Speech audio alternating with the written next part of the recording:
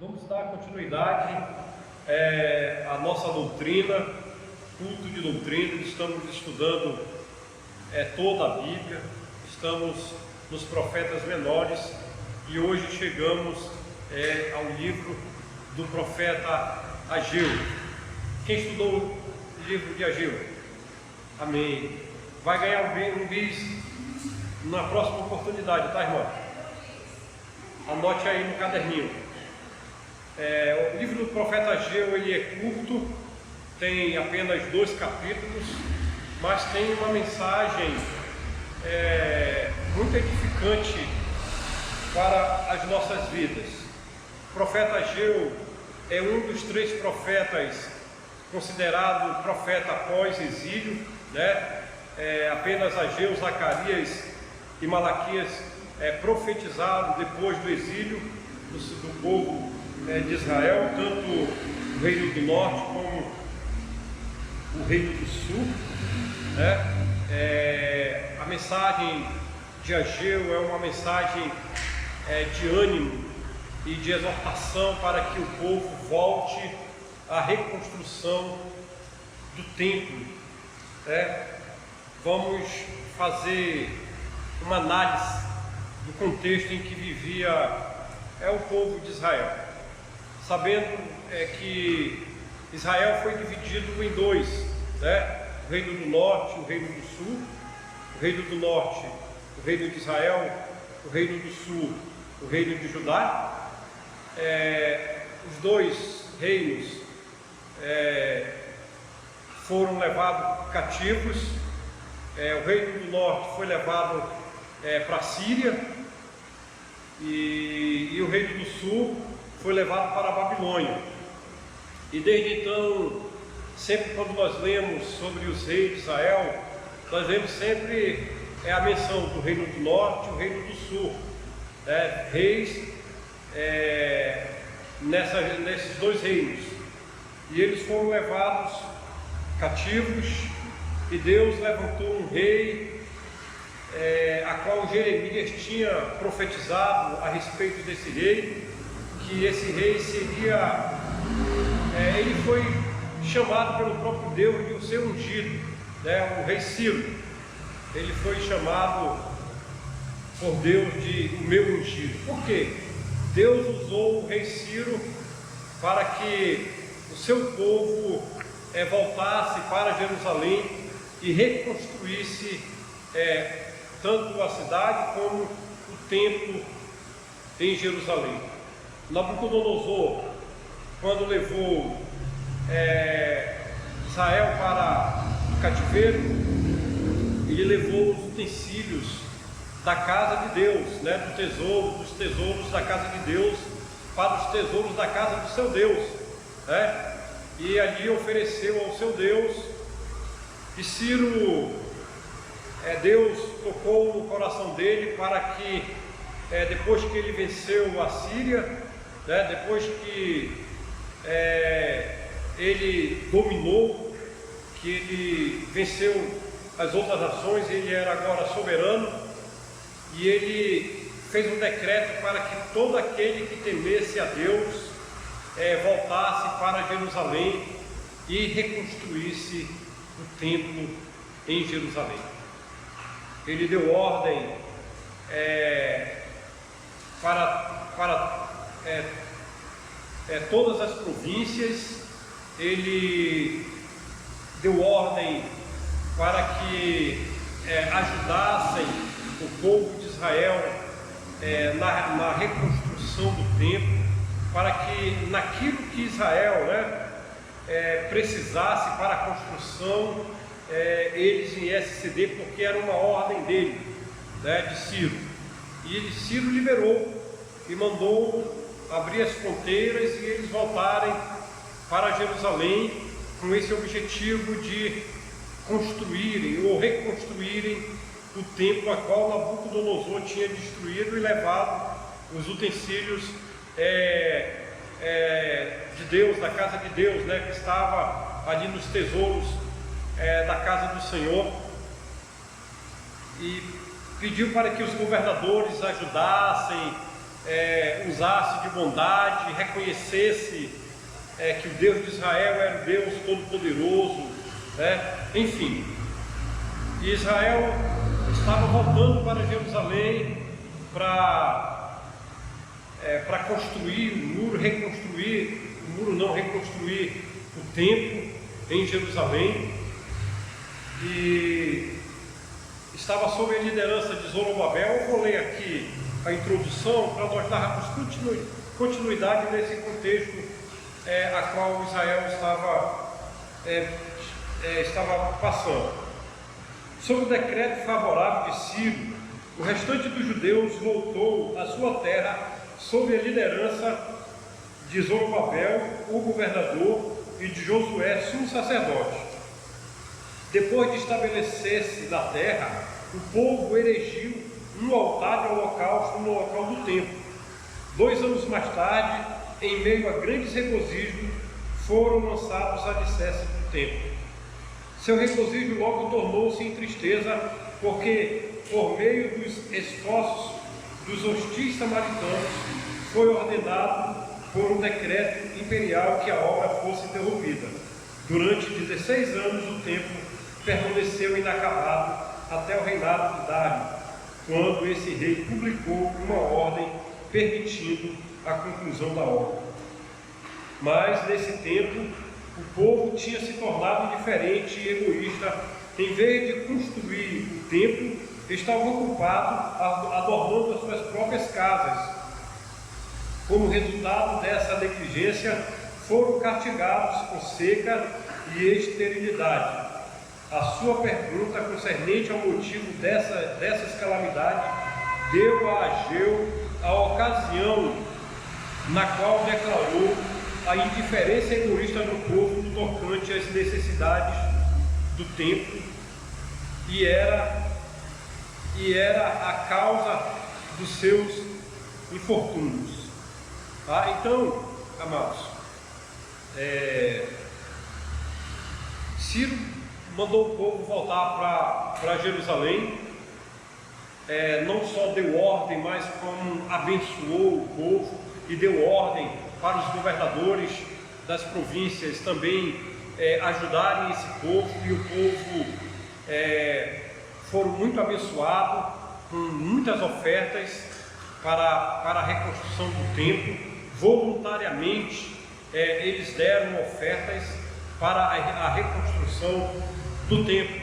E Israel estava, aqui é o reino do sul, que era o reino de Judá. Israel, o reino do norte, ainda tinha a sua capital em Samaria. Aqui era somente, até o momento, era o reino do norte. Não, o reino do sul, que é o reino de Judá, que ficou em Jerusalém. E o reino do norte, que é o reino de Israel, a capital deles era Samaria, e eles estavam vivendo ali, e ali se deu a origem dos samaritanos, onde os judeus se misturaram com os samaritanos. Nós vamos ver daqui a pouco que esses judeus que estavam em Samaria queriam vir ajudar na construção do templo, mas eles foram impedidos, porque lá eles tinham se misturado com os samaritanos, se tinham casado com mulheres estrangeiras e estavam, eles foram influenciados pelos samaritanos, estavam servindo deuses estranhos, enfim, apostataram do Deus de Israel. Então eles viviam nesse contexto, o reino do norte, que é o reino de Israel. Então Zorobabel era o governador, Josué era o sumo sacerdote e Ageu era o profeta. É importante observarmos que sempre o povo de Deus esteve sobre essa liderança de um profeta, a qual o povo dependia de um profeta, dependia de um sumo sacerdote, que o profeta ele trazia a mensagem de Deus para o povo, o sumo sacerdote Ele intercedia pelo povo a Deus, né? E o governador, que era o líder que governava, né? Era o líder civil, digamos assim. Estava sob a liderança de Josué e Zorobabel. Quando eles vieram para Jerusalém, a primeira coisa que eles fizeram foram construir um altar no lugar do templo, onde ficava o templo. Eles construíram um altar e ali faziam as suas ofertas ao Senhor, né? Ofereciam os seus sacrifícios ao Senhor. Eles cuidaram logo de fazer um altar ali para oferecerem os seus sacrifícios ao Senhor. 2 anos depois, eles começaram a trabalhar no alicerce do templo. Isso, o reino do sul, que é o reino de Judá. E eles começaram a trabalhar no templo, mas os samaritanos, o povo de Israel, né, o reino do norte, que estava em Samaria, que vivia em Samaria, viu, porque a ordem foi dada para todo judeu que estava espalhado em todo canto, né, para todo judeu, e chegou até o reino do norte, que estava em Samaria. Eles que vieram, né, eles vieram e pediram para ajudar na construção do templo, mas o reino do sul, que é o reino de Judá, eles falaram: não, vocês não podem construir o templo conosco, nós vamos construir sozinhos. Nós sabemos porque eles foram considerados impuros por causa dessa mistura, a qual eles se misturaram com os samaritanos. Então eles, revoltados por não poderem ajudar na construção do templo e consequentemente adorar a Deus no templo em Jerusalém, eles tentaram impedir a construção do templo. É aqui como, se vocês lerem Esdras, do capítulo 1 ao capítulo 7, vocês vão entender todo esse contexto que eu estou falando para vocês. Então eles tiveram essa maligna ideia de impedir a reconstrução do templo, e eles foram até o rei Artaxerxes e eles falaram: olha, aquele povo lá, daquela malvada cidade, está construindo um templo para viver independente de ti. Eles não vão pagar tributo. Se eles chegarem a construir a cidade, a fecharem os muros e a construir o templo, eles não vão pagar tributo para ti, ó rei, porque esse povo é um povo que sempre guerreou contra outras nações, e aí o rei vai enfraquecer as suas finanças. O rei não vai ter tributo desse povo. Olha lá no livro das Crônicas, onde está na casa de Deus, né? E o rei foi lá e olhou e viu a história e viu que Israel era um povo que sempre guerreou contra o povo inimigo, e aí ele impediu que o templo fosse reconstruído.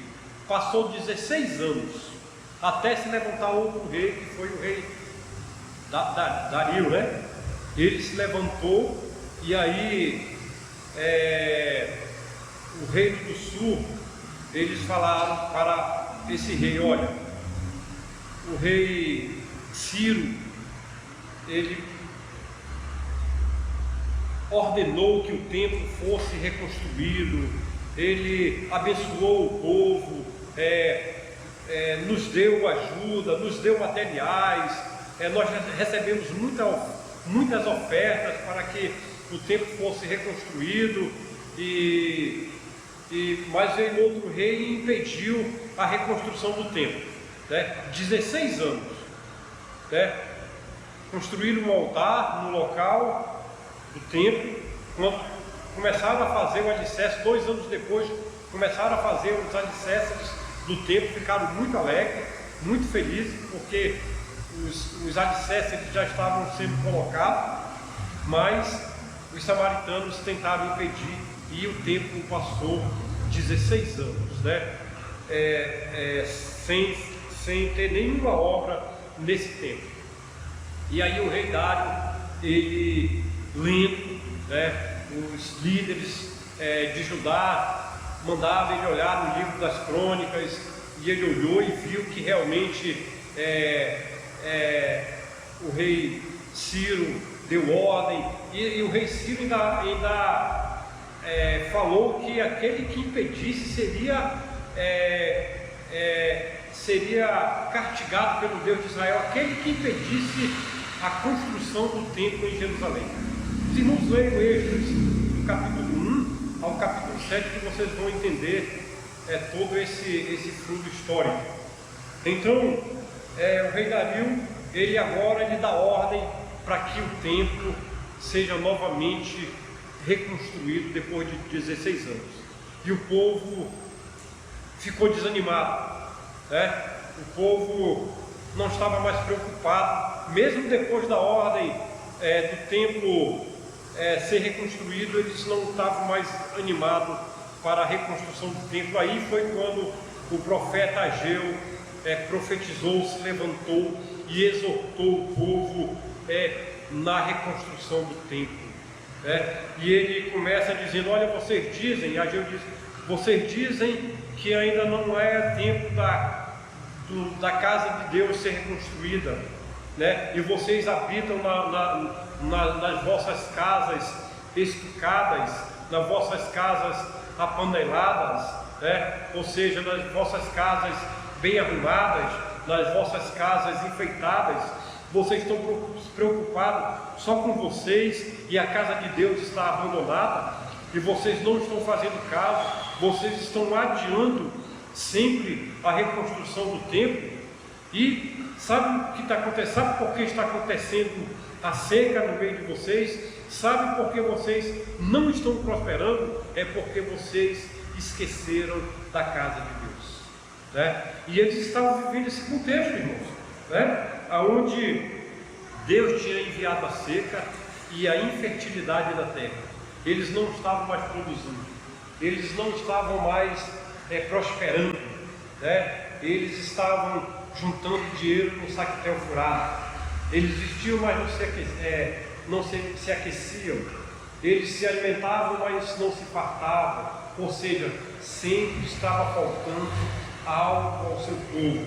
Sempre estavam vivendo em grandes dificuldades, mesmo trabalhando para si mesmo, né? Então, amados, foi aí que o profeta Ageu, ele exorta o povo: olha, vocês têm que se preocupar com a casa de Deus. Vocês estão muito preocupados só com as coisas de vocês. Vocês estão muito preocupados só em embelezar a casa de vocês, e a casa do Senhor está abandonada. E a palavra do Senhor diz que Deus levantou o espírito de Zorobabel, o espírito de Josué e o espírito de todo o povo. Aí o povo se despertou, aí o povo compungiu o coração deles e voltaram à reconstrução do templo. Aí eles voltaram à reconstrução do templo. Foi aí quando Deus começou a prosperar. Eu até brinquei hoje de manhã, não estava nem com vontade de vir trabalhar aqui na igreja, mas depois que eu estudei aqui, eu digo: vou trabalhar na casa de Deus, né? Eu vou trabalhar na casa de Deus. Mas a verdade amados, não é pecado nós termos o melhor. Não é pecado nós melhorar a nossa casa, né? Isso não é pecado, né? O pecado está quando nós estamos pensando só em nós, esquecendo da casa de Deus, esquecendo do nosso compromisso com Deus. Aqui o autor fala que o que eles estavam esperando, o povo? Eles estavam esperando uma revelação vindo do céu, falar para eles, dar continuidade na construção do templo, na reconstrução do templo, coisas que era a responsabilidade deles, coisas que eles já tinham começado e já tinha saído a ordem para eles reconstruírem o templo, e eles não tinham tomado nenhuma iniciativa. Isso nos exorta também, irmãos. Nunca nós temos tempo para Deus, nunca nós damos um tempinho para fazer nada para Deus. né? Aqui na igreja, sempre eu falo com alguns irmãos: irmãos, você tem compromisso, vá para o seu compromisso, né? Vá para o seu compromisso. É claro, nós precisamos trabalhar na casa do Senhor, sim. Um dia, ou seja, nós temos que dedicar pelo menos um dia à casa do Senhor. O pecado está quando você nunca acha tempo para fazer nada para Deus, quando você nunca se dedica, não faz um esforço pequeno sequer para fazer algo para o Senhor ou para a obra do Senhor.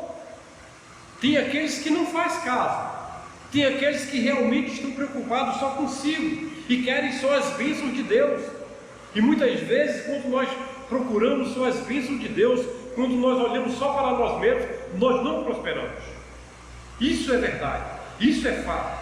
Quando nós conhecemos a palavra de Deus, quando nós conhecemos a vontade de Deus para a nossa vida, aí negligenciamos a vontade de Deus.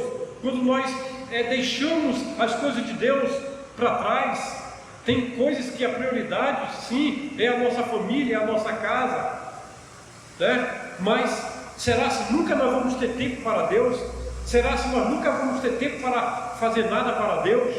É aí que está o problema, é aí o pecado. Os irmãos estão entendendo? Os irmãos querem falar alguma coisa em relação a esse ponto? Era esse o problema. O povo tinha esquecido totalmente, né? O povo tinha esquecido totalmente ou negligenciado a reconstrução do templo, né?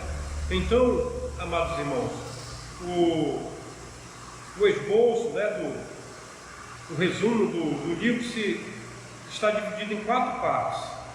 Pouco se sabe a respeito do profeta Ageu. Se sabe que ele é um profeta que profetizou após o exílio, né? Ele, Zacarias e Malaquias, né? O conteúdo do livro se divide em 4 partes, em 4 mensagens. A primeira é o descuido do término do segundo templo. A segunda mensagem é a glória do segundo templo. A terceira mensagem é os sacrifícios sem obediência para reconstruir o templo não santificarão. E a quarta mensagem é a segurança e a perpetuidade de Israel. Os irmãos entenderam o contexto histórico a qual o povo passava. Sempre entendemos que desde a divisão do reino de Israel em duas tribos, né, o reino do norte e o reino do sul, Israel esteve dividido até durante esse tempo. Vamos lá. A primeira mensagem: o descuido do término do segundo templo, capítulo 1, verso de 1 a 15. A desculpa para a negligência era: não é ainda o tempo, ainda não é chegado o tempo de reconstruir a casa do Senhor.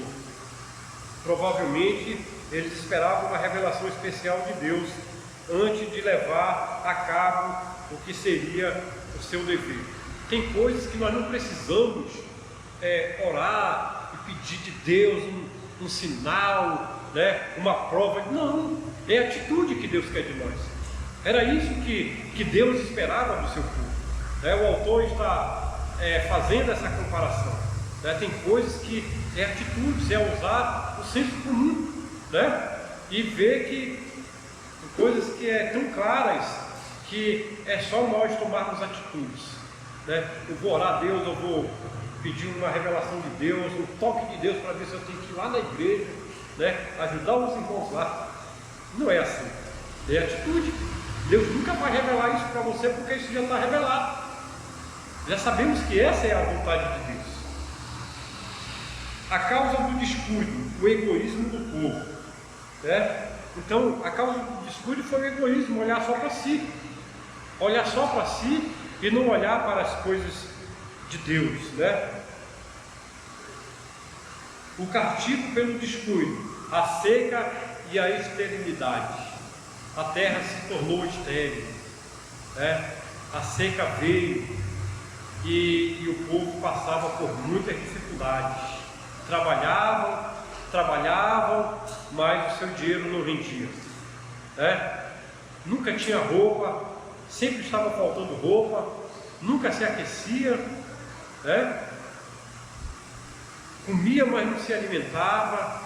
Amados, quando a gente cuida das coisas de Deus, Deus ele nos prospera, Ele supre as nossas necessidades, Ele cuida do seu povo, Ele cuida daqueles que cuidam do que é seu, né? O castigo pelo descuido, o povo trabalha no templo, né? Então eles reconheceram que eles estavam negligentes, né? E colocaram mãos à obra e começaram a reconstrução do templo em Jerusalém. Alguém quer falar alguma coisa? Alguém quer comentar, participar? Não, né? A segunda mensagem, a glória do segundo templo. O desalento do povo, recordando a magnificência do templo de Salomão, o povo evidentemente se desanimou pelo pensamento de que o templo atual não seria igual em beleza e glória. Sabiam que lhe faltaria a glória Shekinah, que encheu o primeiro templo, né? A glória do segundo templo será maior do que a primeira, declara Deus, porque o próprio Messias, o Senhor da glória, entrará nele. Isso se cumpriu na primeira vinda de Cristo, quando entrou no templo. O templo de Salomão foi considerada uma das 7 maravilhas do mundo, gesplêndido, né? Tão bonito, uma coisa maravilhosa. Quando ele ainda estava em reforma no templo dos apóstolos,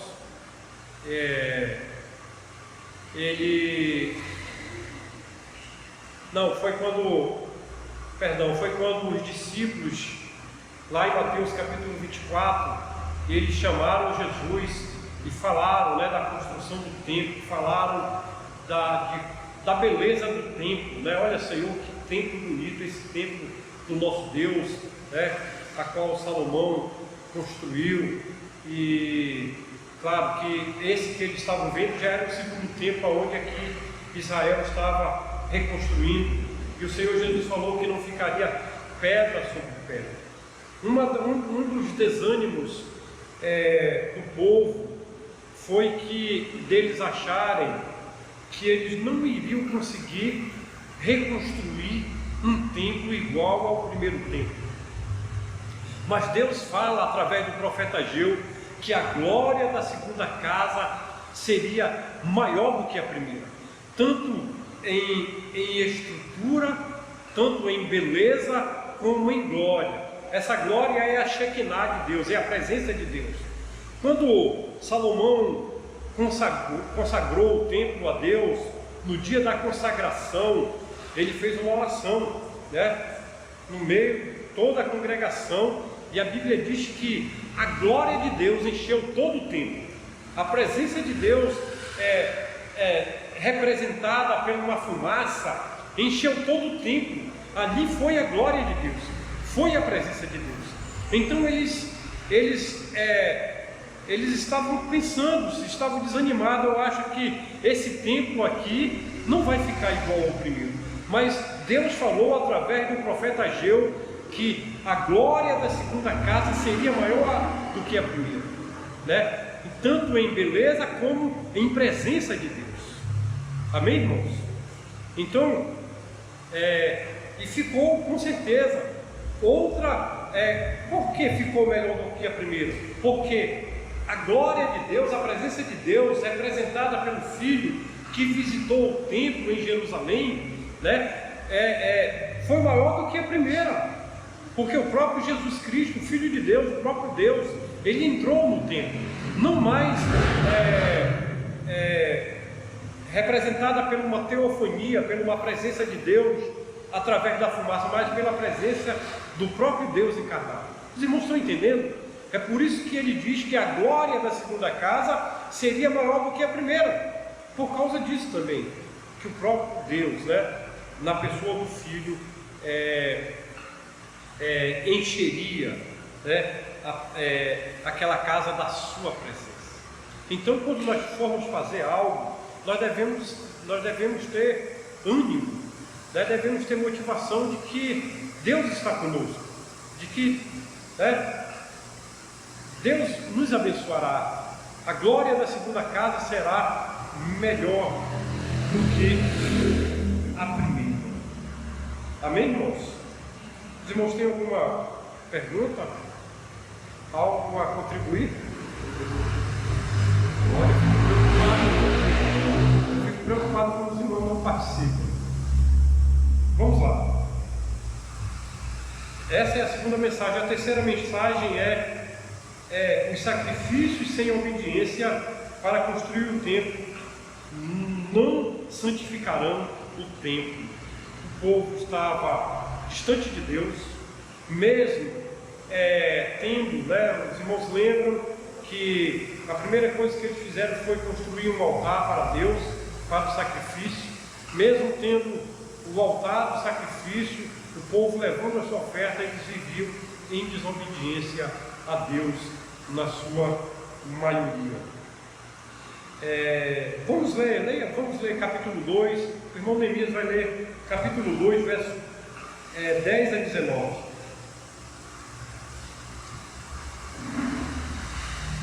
Ao 24º dia do mês, do ano, do segundo ano de Dário, veio a palavra do Senhor pelo ministério do profeta Ageu, dizendo: assim diz o Senhor dos Exércitos: pergunta agora aos sacerdotes acerca da lei, dizendo: se alguém leva carne santa na aba da sua veste, e com a sua aba colocar no pão, ou no guisado, no vinho, ou no azeite, ou em qualquer outro procedimento, ficará ele santificado? E os sacerdotes respondendo diziam: não. E disse Ageu: se alguém se tinha tornado puro pelo contato do corpo pronto, colocar alguma destas coisas, ficará impuro. Os sacerdotes respondendo diziam: ficará impuro. Então respondeu Ageu e disse: assim é este povo, e assim é esta nação diante do meu Deus, disse o Senhor. E assim é toda a obra das suas mãos, e tudo o que ali oferece, imundo é. Agora, pois, aplicar o nosso coração a isso, desde esse dia diante, antes de pomos pedras sobre pedras no templo do Senhor. Amém. O Senhor contou uma parábola, mandou Ageu contar uma parábola para o povo, que se uma carne que era sacrificada a Deus, um pedaço da carne engatasse na roupa do sacerdote e casualmente aquele sacerdote passasse por algum lugar e aquela carne tocasse, aonde aquela carne tocasse, será se aquilo seria santo? E o povo respondeu não, né? Aí ele falou a respeito do pecado, né? Leia de novo, irmão, por favor. Irmão Neemias.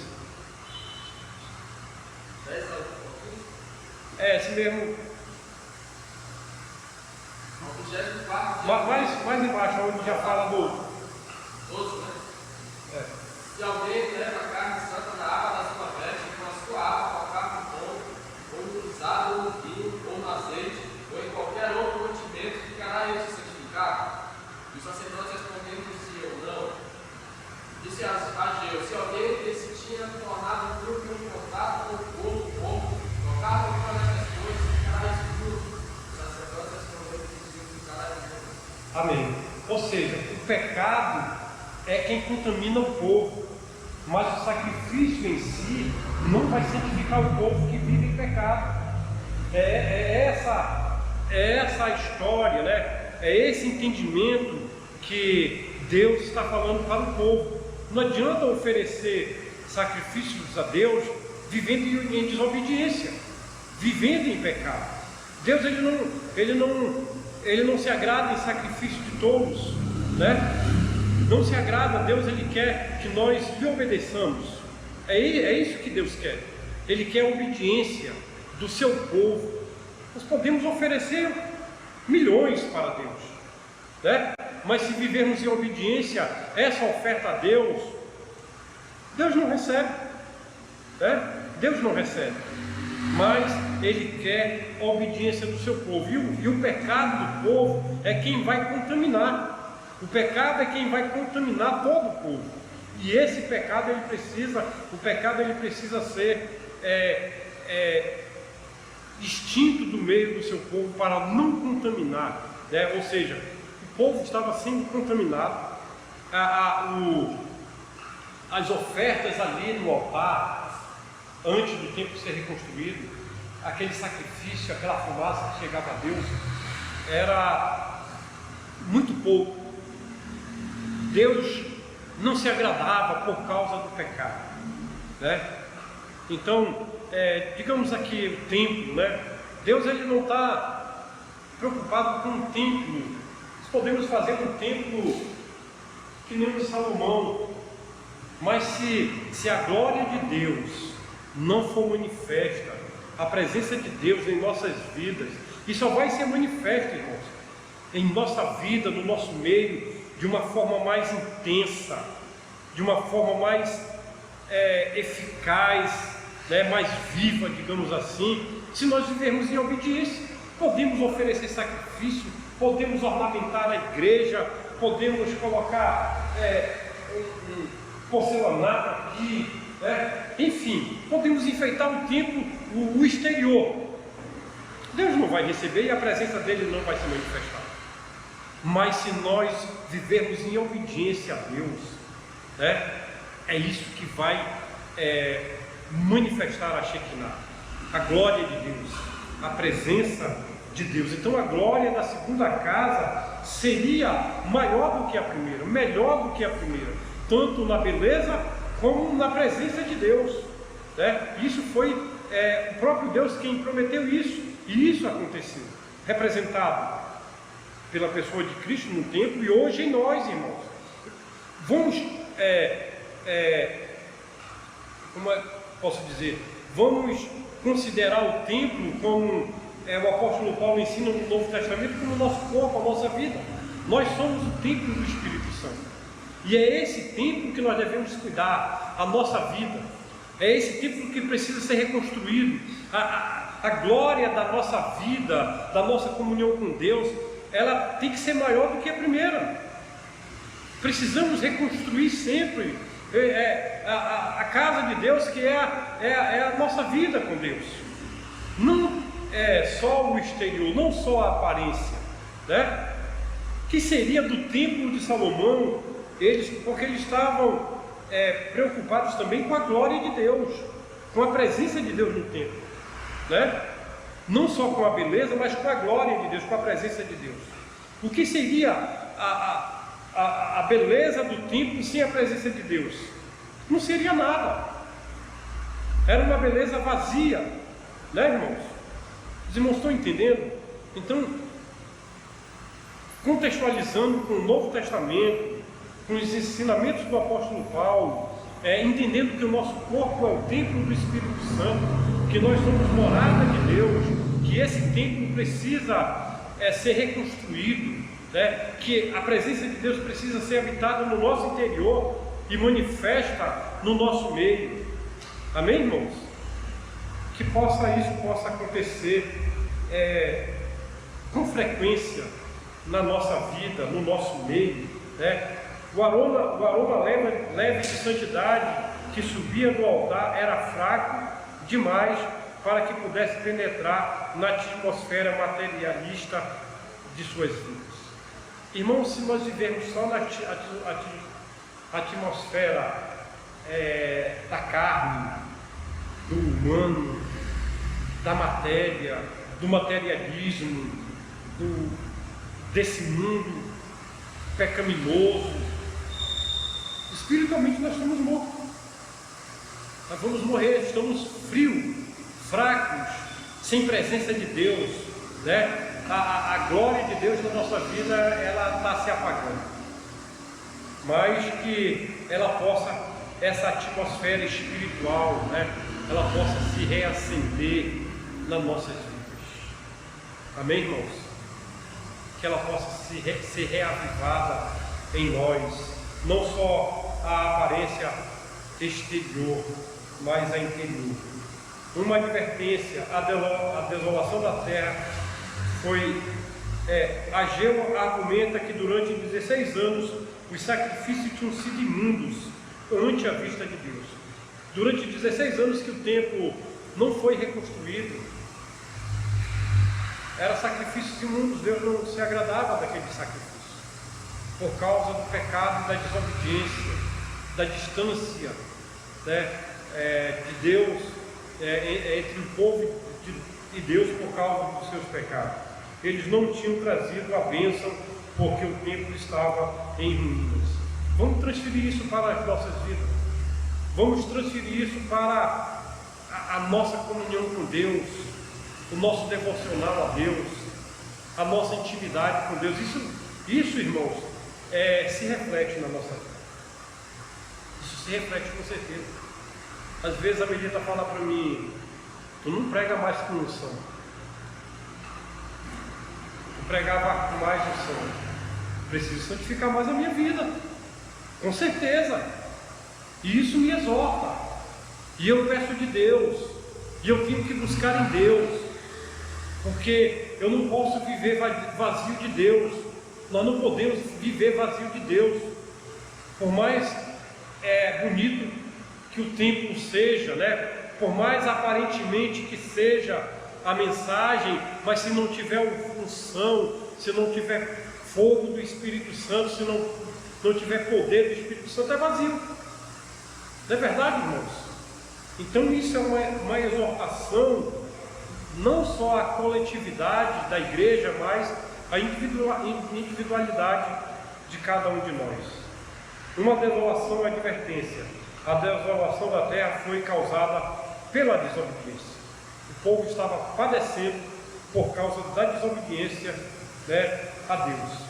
A quarta mensagem é a segurança e a perpetuidade de Israel. Mas Deus tem promessa para o seu povo. Deus, ele está com o seu povo. Nós que não atentamos para isso. As perturbações mundiais vindouras, comparando Ageu com Hebreus 12, 26 a 28, vemos uma referência à revolução final do mundo que precederá a segunda vinda de Cristo. A certeza da segurança, as perturbações nacionais no tempo de Zorobabel, talvez o tenham feito temer pela segurança de sua nação.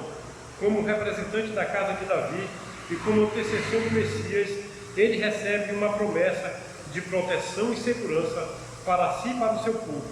Todas as nações do mundo serão abaladas, mas a nação judaica, sob o reinado do Messias, de quem Zorobabel é um símbolo, será restabelecido.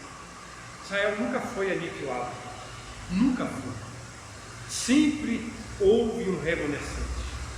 Deus tem promessa de perpetuidade do seu povo, de preservar o seu povo para sempre. E todo aquele que é salvo em Jesus Cristo, ele se torna um Israel espiritual de Deus. Todas as nações vão ser cessadas, mas em Cristo vão se tornar uma só nação, um só povo. Os irmãos estão entendendo, irmãos? Aqueles que creem em Cristo vão herdar essa promessa, não importa de que nação seja, porque a promessa para Israel é uma promessa de perpetuidade, de vida eterna, e em Cristo nós receberemos essa promessa. É aquela promessa que ele fez a Abraão, né? Que todas as famílias da terra seriam abençoadas com o crente Abraão. Amém, irmãos? Então Deus tem promessa de vida eterna para o seu povo. Deus se alegrou. Deus falou para o povo: olha, é isso aí. eu estou com vocês, trabalhem para mim, não se preocupem com vocês, não se preocupem com as necessidades de vocês, deixem de serem egoístas, deixem de olhar só para vocês, olhem para mim, olhem para a minha casa, olhem para a minha obra, né? Ele fala isso para todos nós, que eu vou cuidar de vocês, e eu tenho promessa para vocês, eu vou proteger vocês, e vocês nunca vão deixar de existir. Amém, irmãos? Que Deus abençoe as nossas vidas, que Deus abençoe a sua vida, irmão, que possamos ser exortados, né, com essa palavra, com a palavra de Deus, né, através do profeta Ageu, que animou o povo à reconstrução. Possamos receber essa palavra com ânimo, né, com desejo de trabalhar mais para Deus, com desejo de ter mais compromisso com Deus e de edificar a nossa casa espiritual, que é a nossa vida com Deus. Que Deus abençoe, em nome de Jesus.